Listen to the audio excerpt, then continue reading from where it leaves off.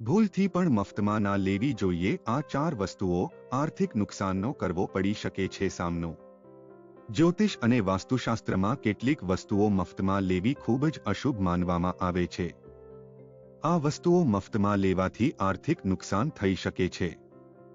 વાસ્તુશાસ્ત્રમાં કેટલીક એવી વસ્તુઓનો ઉલ્લેખ કરવામાં આવ્યો છે જેને જો મફતમાં લેવામાં આવે તો આર્થિક નુકસાન થઈ શકે છે।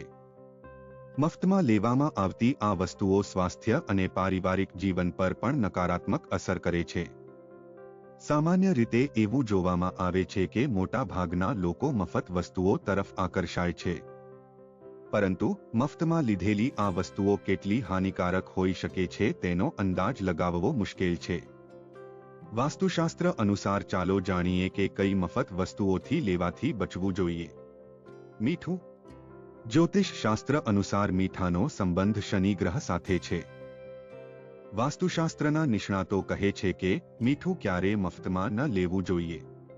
મફતમાં મીઠું લેવાથી દેવાની સમસ્યા સર્જાય છે।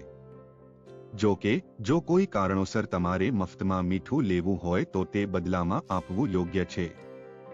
રાઈનું તેલ। રાઈનું તેલ શનિ મહારાજ સાથે સંબંધિત છે। આ સિવાય તેનો સંબંધ સુખ અને સમૃદ્ધિ સાથે પણ છે। આવી સ્થિતિમાં રાઈનું તેલ મફતમાં લેવાથી આર્થિક નુકસાન થઈ શકે છે। જ્યારે રાઈનું તેલ મફતમાં લેવામાં આવે છે તો નકારાત્મક ઉર્જાનો પ્રવાહ વધવા લાગે છે। સોય। જ્યોતિષ શાસ્ત્ર અનુસાર કપડાં સીવવા માટેની સોય મફતમાં ન લેવી જોઈએ। આ સાથે મફતમાં લઈને તેનો ઉપયોગ પણ ન કરવો જોઈએ।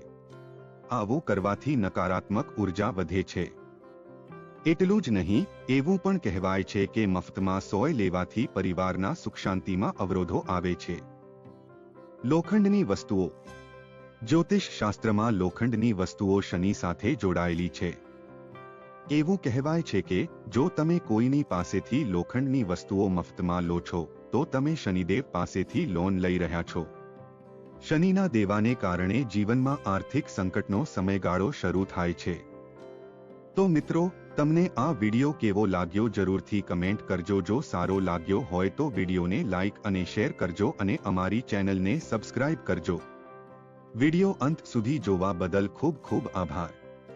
જય શ્રી કૃષ્ણ। રાધે રાધે।